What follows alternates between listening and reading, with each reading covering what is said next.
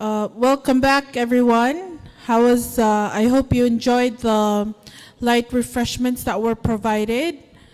At this time, following our program, I'd like to call upon Mr. Kevin O'Keefe, economist of the Graduate School USA, to give us the public, financial institutions, and fiscal risks.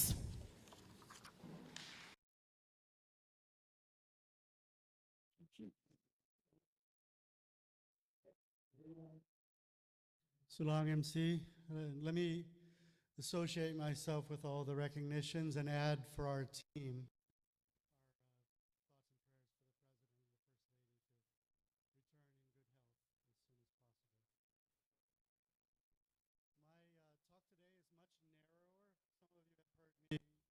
Our team covers does an economic outlook every year.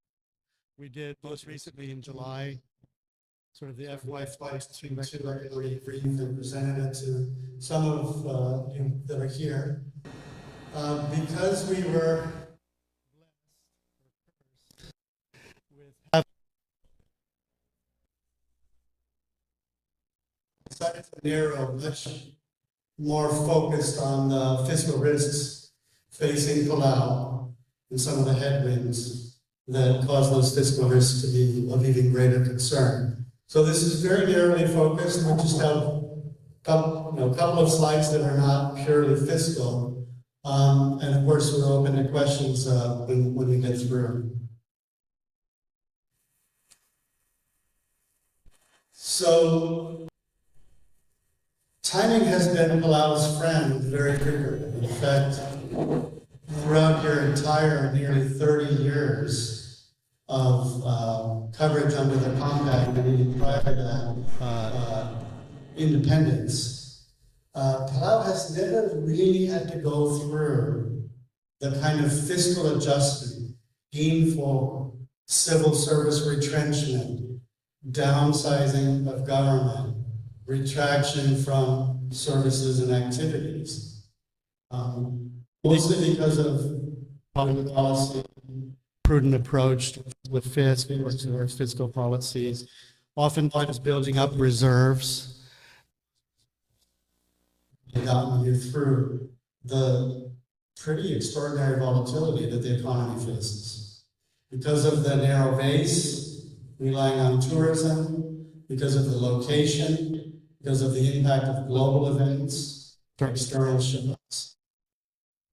Economic performance has been highly volatile and generally positive, with lower than hoped for but reasonably positive growth rates over longer periods of time. But in those periods when those shocks have happened, it hasn't spilled over to causing you to retrench services and employees in the public sector. I think there's a little bit of a threat of that happening. By part of the kind of the theme of what I'm talking about. Be bold, but you also have to. And as our friend from the World Bank, Karina, said, there are usually signals. There are usually ways of doing things flexibly and looking for those signals. The headwinds that are obvious to all of you, COVID-19 recovery is slow and still uncertain. And to share some numbers and compare them very lightly with the tourism numbers that come from the ADB-sponsored consultancy. The US dollar is historically strong. So for your interactions with the US and your export, your trades and imports, that's sort of neutral. But imagine a Japanese tourist. First of all, they're not collectively going out in large numbers. Reasons that I don't understand, but people say is expected in Japanese society when there's still people that are kind of suffering a little bit or staying modest in their spending. They're not running off to Hawaii or Palau for weddings and things like that that require large groups. So, but also the exchange rate has been really painful. 2 years ago, a dollar would cost a Japanese tourist 104 yen. And this week it's 140 yen. That's a 36% increase in cost. So to do a vacation in Palau, the costs are as if you had a 36% tax compared to 2 years ago. But guess what? You don't get to keep that. That's not a tax that's going to fill your coffers. It's just discouragement on the demand side for your tourism industry. And it's something that we're just going to have to be aware of. And note, of course, that your competitors are also lower against the dollar. So when we compare Palau's tourism product to Thailand or Vietnam, Palau has always been able to compete, but now you're facing this headwind of the strong dollar. Now this too shall probably pass. It's historically high. It may come off of those highs. We don't know when. But it's a factor that all of the tourist operators are aware of. When they're collecting in dollars, they know that their visitors from other exchange countries are basically writing bigger checks. And then finally, it's sort of a headwind, but it's one that may turn into a tailwind. Compact renewal coming up at the end of, current compact terms being secured through FY24, all the way through the end of FY24, may be replaced. And I'm going to show only one slide where I'll put my prediction hat on and share the same prediction we gave for compact renewal to Palau in January of 2020, where just before we made our presentation, the president introduced the then Minister of Health, who announced the virus from Wuhan. So literally before COVID had come out and caused countries to close. But that sort of ADB-sponsored study on the impact of compact not being renewed or a potential version of a compact that could be renewed, we'll use that to show how that could affect the fiscal policies, how the current headwind of uncertainty could turn into a tailwind of renewal. We're going to get the outline. Very quickly, I'm going to go through 5 parts of the outline. This will hopefully be quite short. We're going to give you the modeling background and the assumptions. We're going to show recent and projected fiscal performance under current policies and other options. Then we're going to look at 3 of the areas where we talk about public financial institutions that create a risk to the government, but more importantly, they create a risk to the whole of all households, basically. There would be very few households in Palau that didn't either directly or indirectly rely upon Civil Service Pension Plan and Social Security Administration.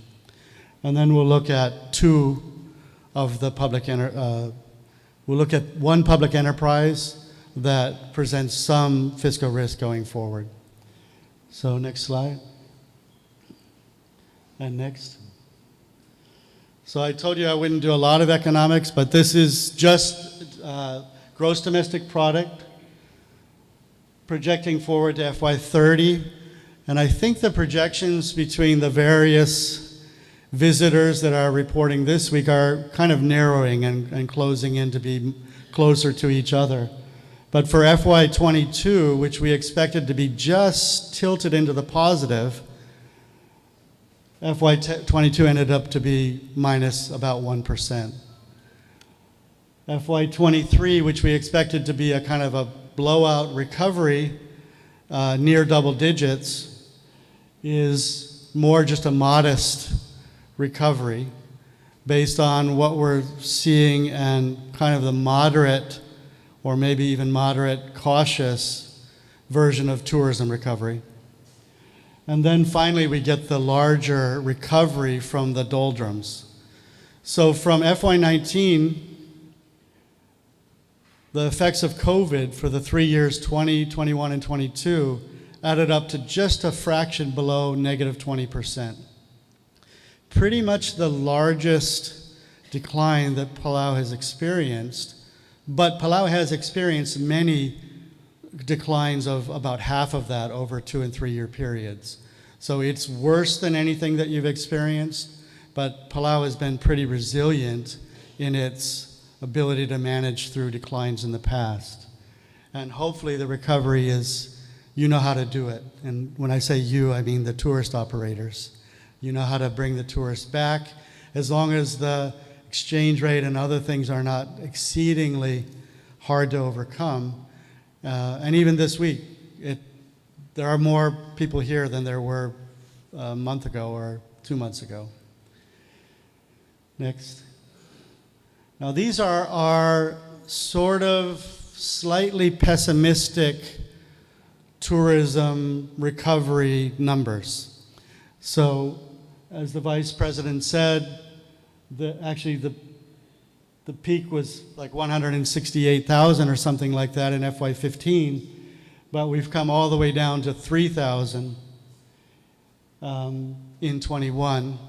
And 22, which had been projected at about 6,000, ended up 9,000. You know, going from 3,000 to 9,000 is tripling, but it made a trickle of difference because it was from such a low level. Going forward, we're looking at 28,000 in FY23, moving up to about 60,000 in FY24, and all the way up to 144,000. Now in our high projections, we can use that, we get up to about 166,000, very close to the FY15 peak. Now when I compare that to the Horwath HTL consultancy report, our numbers are slower. When we say 28 in our high version, it's 40, and Horwath's moderate version, I think, is at 48.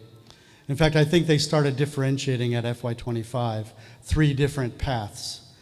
On the final FY30, Horwath's low projection was 111, their moderate projection was 138, and their high projection was 187. So we're not that far off, but we're slower to get there, and we end up at roughly the same place or slightly above their moderate projections. Now, the fiscal projections I'm going to use, we're going to be a little bit, as economists tend to be, a little bit dismal, which from our standpoint is a way to be prudent, because it's so easy to adjust to an upward surprise. If the tourists come back more quickly, all of the bold policies and all the wonderful plans can be more quickly and readily financed. So next, one back. So here's debt service. We've shown this picture before. The peak of debt as a share of the economy reaches about 91%. And even though the debt continues to grow, we expect the economy to recover strongly in 24, 25, and beyond. And so when you divide debt by the size of the economy, as long as the economy is getting bigger, the ratio gradually comes back down. Meanwhile, you are servicing the debt as well.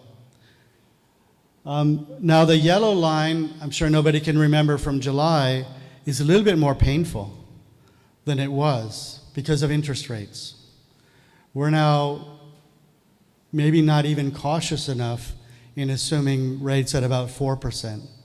So you have concessional debt, but it is tied to an index, and it's not fixed for most of the debt that you have. Now, the debt could go above that 4%. Most projections that we look at when we use a way to do these projections, we use the international institutions, we use the US Federal Reserve and others, would have rates coming back down eventually, even before the FY30 period. So that debt service, which includes the repayment of principal and the interest rate that's applied, gets to be almost 30% of your domestic revenues. So if, for example, all of your grants and all of your other sources of funding come in with uses already designated, the part of your budget that you have full discretionary control over, 30% at the peak, will be going towards debt servicing on the current projections for the amount of debt that you have. So this basically puts kind of a tie on the hands of the appropriators and of the finance budget office, because they're going to be having to first note the debt repayment and then fill in everywhere else where needs are, of course, continuing to grow. Next slide. And next. Okay, I'm going to show a slide that looks almost exactly like this in 4 different scenarios. This current scenario at the top, this is what we would sort of say, this is our standard projection of what we think is going to happen. If current policies are followed, if recovery from tourism is not particularly strong, and if you borrow 25 million in FY24 and 20 million in FY25. This is borrowing to get through the slow recovery and the onset of kind of full recovery of the tourism industry. So current level, and that was built into the external debt picture that I showed. So the yellow bars are the borrowing that have already happened and borrowing that's projected. And you'll see from a very fiscally sound position, in fact, the IMF is here.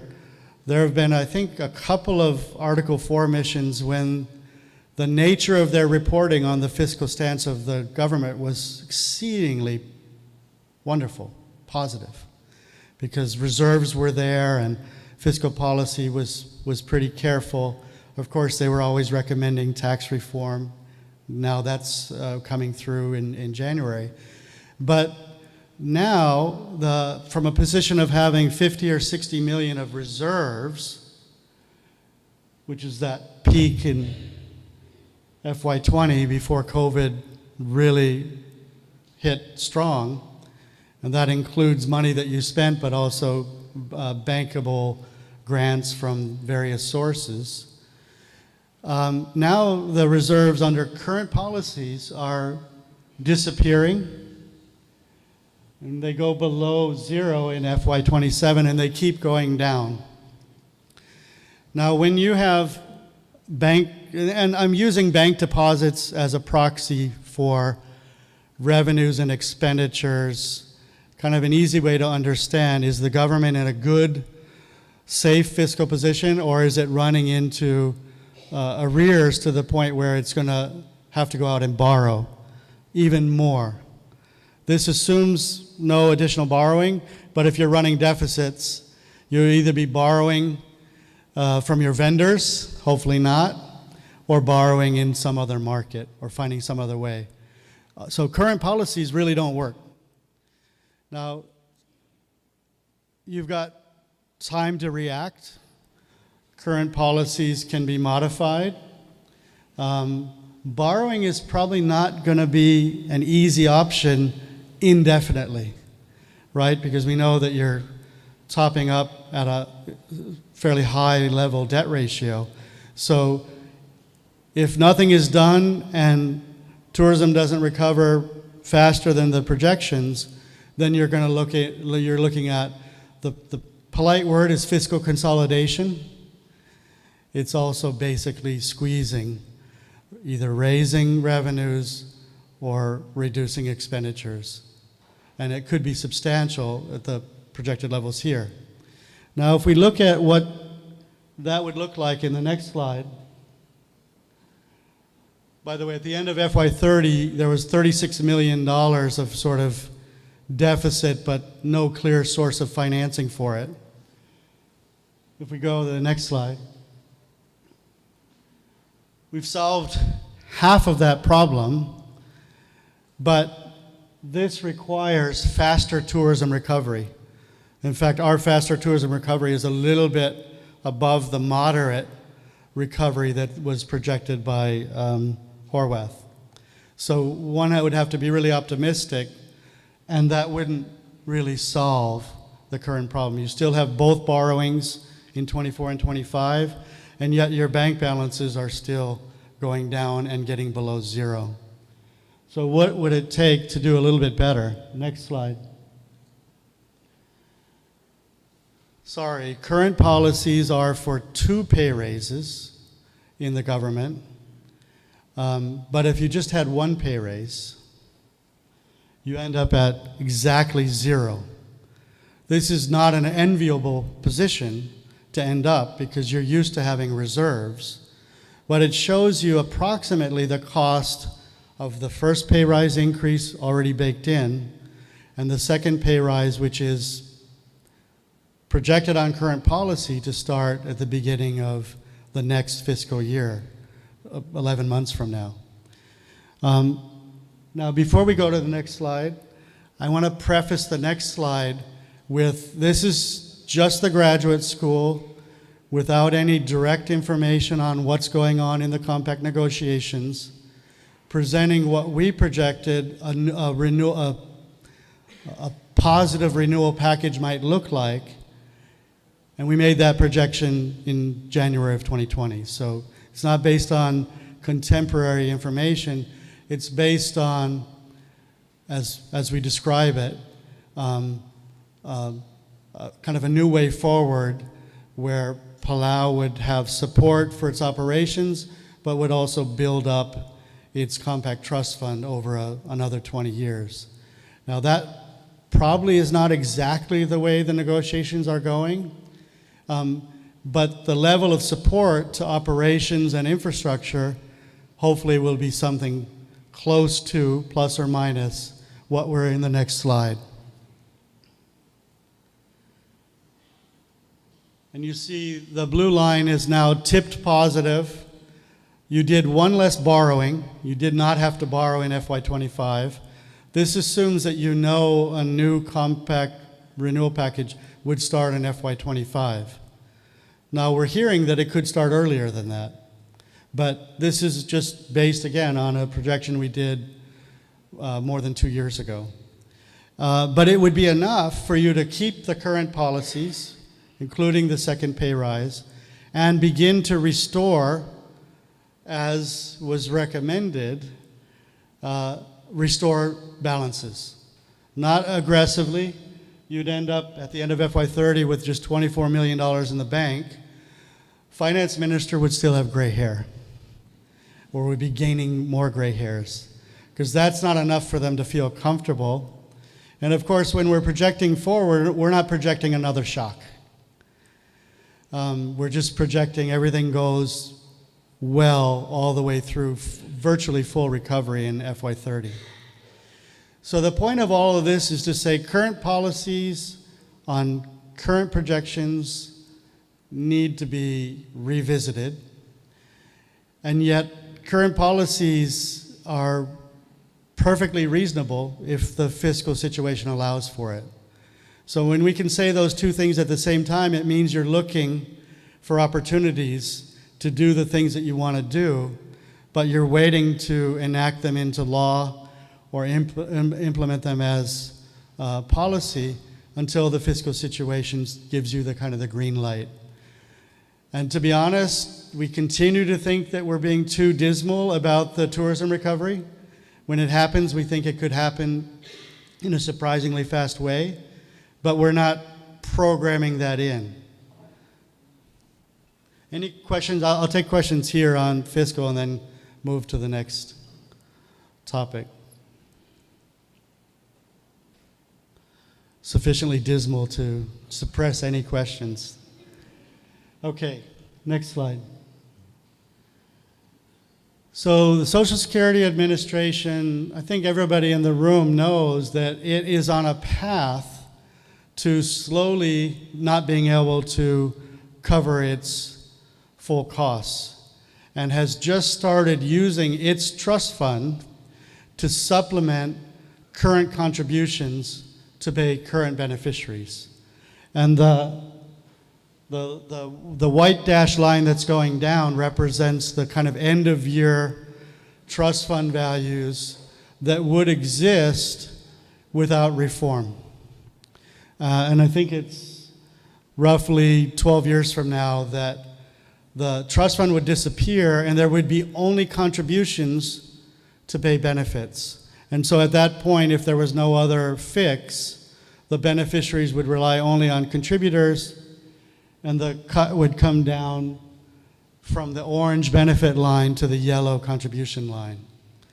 A substantial cut in what is a social protection program. Now the blue bar there, the blue space, that's what the Compact Trust Fund would look like under the current reform legislation that was developed in a participatory workshop a year and a couple weeks ago, before the symposium last year. So the goal of that group was to come up with a sustainable reform that would make sure beneficiaries were fully covered under the reform terms, and the system was self-financing far, far into the future. So this is both showing the problem if there's no changes, but also showing the solution that a wide selection of stakeholders came up with about a year ago. And from our perspective, it's a solvable problem. It's not an overnight train wreck, but it's foreseeable to be a big problem, both macroeconomically important, but maybe even more importantly, socially, household impact important, because of the people that are relying on Social Security income to meet basic needs. That's it on Social Security Administration. The next one is Civil Service Pension Plan, which is not really a social protection plan. It's a retirement plan for government workers. But it's one that, guess what? The current pensioners and the future pensioners are relying upon. So it's a part of their retirement planning. And that one is in more dire circumstances.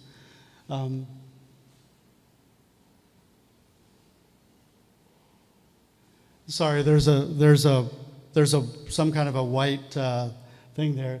The trust fund disappears in about FY28. So there's only 5 or 6 years of funding left. And you can see where the benefit line falls down below the yellow contribution line. And it's just barely below the contribution line because of administrative costs. So the benefits that would be collected would be enough to pay the beneficiaries less than 50 cents on the dollar, closer to 42 cents on the dollar. So if you have a civil service pension plan check of $500 a month, it would go to $210. If you had a civil service pension plan of $1,000 a month, it would go to $420. Now that's the do nothing option. We haven't worked yet, and we don't have a solution. As advisors, we would do what we did for the Social Security Administration and lay out the 7 or 8 or 9 different reform options and let the stakeholders on Monday and Tuesday of next week kind of put together the building blocks. A little bit from column A, a little bit from column B, a little pain for existing workers, a little pain from maybe existing pensioners, some support from the government, and et cetera. You know, basically trying to figure out how to solve the problem. So the same approach will be taken, and hopefully on Monday and Tuesday, people will be able to dedicate their time and kind of commit themselves to a reform option that is workable, is a little bit more urgent. We're not talking about having it collapse within a year, but every year of waiting is an extra cost. Now, I think the important thing to say is Palau working collectively can do a lot better than 42 cents or 50 cents on the dollar. Palau can find a way to more favorably resolve the civil service pension plan problem. But we're not the ones that are going to put the 7 variables together. It's going to be people working and thinking about who's benefiting, who's suffering, who's contributing a little bit, and how is that commitment being honored over a long period of time. And one of the ways in which domestic resource mobilization may come up is that this may be the first place that Palau considers using some of its domestic resources to help finance the problem-solving process going forward for the pension. And here I'm talking about the various trust funds that exist, and they're entirely invested offshore. Now, one would never want to be entirely imprudent and use those resources all in risky ventures in Palau, but there may be a way to find kind of a safe baby step way into putting those domestic resources into solving a domestic macroeconomically important problem and a big problem for existing and future pensioners if there's not a fix to it. So let me just quickly go to the next slide. Public enterprises, there's just a couple of slides here. The Public Utility Corporation is not a substantial fiscal risk to the government on the electric side, except where the government continues to provide fairly costly subsidies to users partially targeted but not fully targeted towards, say, lower income households. So the amount of money that's coming out of the government is currently a little bit of a problem for the budget, but it's not huge. So the idea would be to make sure it doesn't continue to grow, and also to make sure that that gap, which is operating expenses, operating revenues, those operating expenses actually include depreciation for future maintenance and future acquisitions. So kudos, Frank, to you and your predecessors. It's not a huge problem, but it's a little bit of a risk going forward, particularly if consumers continue to want to rely on subsidies out of the general fund revenues. A bigger problem is in the next slide. And this is the other side of PPUC, where they've taken on water and sewer, and you see the gap there.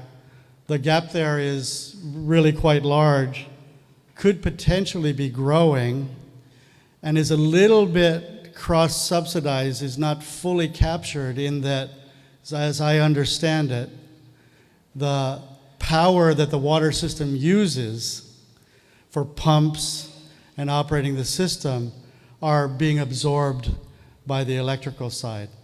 So the water side is really underperforming in terms of the state-owned enterprise law, state-owned enterprise executive policy that's been submitted for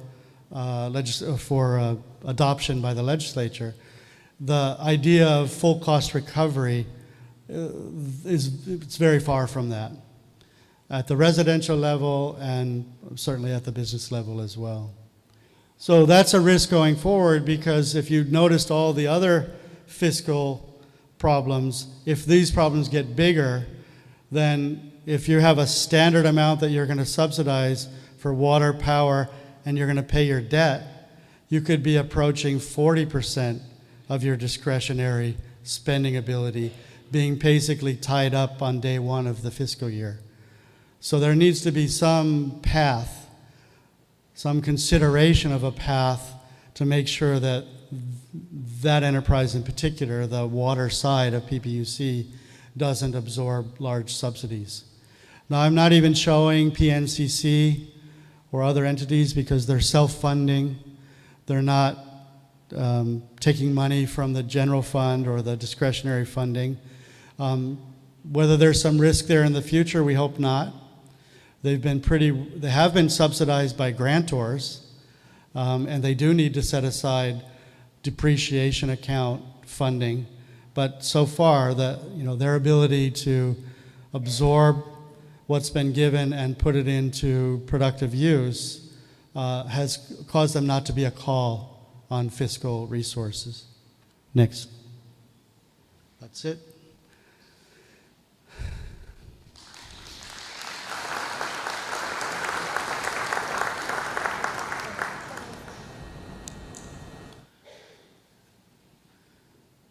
Questions, if any? This will be a first. Yes. Representative Delegate.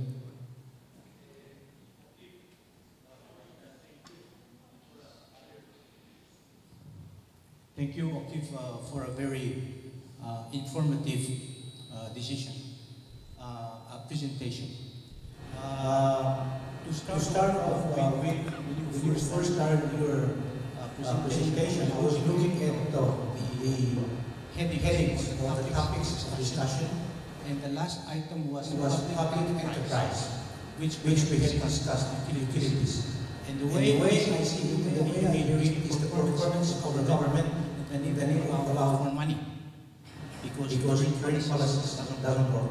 So out of curiosity, Okif, have you looked at the domestic economy, the micro economy, the numbers that we are seeing in the quarterly reports? For example, what can Palau do to offset or mitigate this need of money by looking at the industries that are gainers and go from there? How can we increase them? How can we improve them? So by improving that, maybe we will not be increasing rates, because we can increase the number of people contributing because of industries. And if we are investing our money in a tourism that is uncertain, is that a wise investment policy? So I am hoping that at the end of this session, we can also have some domestic economy information that maybe us policymakers can look at and try to utilize or bank on to offset the pictures and the options that we have raised. Because clearly, and I see it's one-sided. And we know that the generating of money into our economy is the private sector, rather than the consumers of this money that we are generating. So I want to comment on that, and again, thank you, Mr. O'Keefe. It's exactly this data, this perspective that you are showing can shed some lights, I guess, in us moving forward to mitigate the problems that we are seeing. Thank you, Mr. O'Keefe. Thank you, Delegate. I want to make it clear that although these are projections, this is not what we're hoping for. We're hoping for lots of additions. So I would call investment in tourism, but plus, right? Tourism plus. There's no reason not to take advantage of Palau's Pristine Paradise special tourism product, because we know it, we think, we hope it can be sustainably managed to the benefit of this and future generations. But it's the plus part that needs to be worked on carefully, not only on the investment side, infrastructure investment, but also on the policy side. So for example, we're looking at trying to improve agriculture to be just a little bit more contribution, marketed agriculture, and home supply agriculture. Home supply agriculture, of course, reduces costs in the household. Market supplied, I mean, we've seen some really tremendous produce that's just beginning to be produced here in Palau that's hitting the market. It's gone in 10 minutes. And it's not even getting to the hotels yet. So I think those are really hopeful areas where tourism plus, where the plus could actually be realized. But it's important for diversification's sake. And also there are other areas like fintech that the government is looking at to try to have benefits to Palau that are not hit by the same cycles, right? Because if everything you do is hit by the same cycle, the amount of surplus that you have to generate to get through those bad periods is really, really large. But if there can be a little bit of smoothing through other activities that are unaffected by tourism cycles, global economic cycles, price shocks like fuel and commodities, then Palau is going to have a smoother ride and will be able to deploy more of its resources rather than having to save. So what those micro policies are, we leave that to the specialists in those areas. And we also say as soon as those are signaled, as soon as those are realized, then the fiscal consolidation can shift to fiscal expansion. So it's not trying to be tight on the fiscal policy. It's just making sure that you don't, if you're in a hole, you don't keep digging. Right. When you get out of the hole, then you can go work on building.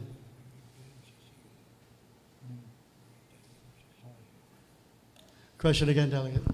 Yes, it's more of a comment. The reason why I mentioned tourism is from hearing it from you, Mr. O'Keefe. And yes, it is, or it was, our bread and butter. And the reason why I'm tying it into our discussion is because the only policy that I have seen is a Palau Responsible Tourism Policy Framework that was 2017 to 2021. So that was last year. And as we keep on talking about it, looking at the numbers, it makes me wonder, because looking at the quarterly report, the gainers was hotel occupancy tax section. But if you look at the PPAF, it's different. So you question, is it tourism based on visitors, or what is it? And in what I expect to see from here is, we look at those industries, and then those are what we promote and support, because they are the resilient examples of industries we want in the sectors that we currently have. So I guess that's what I'm trying to drive. And if tourism, we continue to be one of our bread basket, it's good. But we have to improve our 2021 as we move forward based on our projections for tourism policy framework or policies. Thank you, Mr. O'Keefe. Yeah, I think the ministers are aware that there's a planning and strategic hole that needs to be taken care of going forward. The responsible tourism framework is a baseline, but something that's more focused, more forward-looking, maybe even something along the lines of a tourism master plan. On that sector is to be developed. Could be part of the National Development Plan, could be a primary focus of the National Development Plan. Currently, it's a kind of a missing, there's a vacuum there, particularly for the communication between the executive and the legislative, right? Between the implementers and the policymakers. If you don't have that vision that's been laid out, then it's the word that the IMF gave us and that the Vice President would have called a four-letter word, except for it's five, ad hoc. Yes. And you want to avoid the ad hoc. Right. So that's where the planning vacuum needs to be filled in a sense. I think I'm over my time. Yep. Thank you.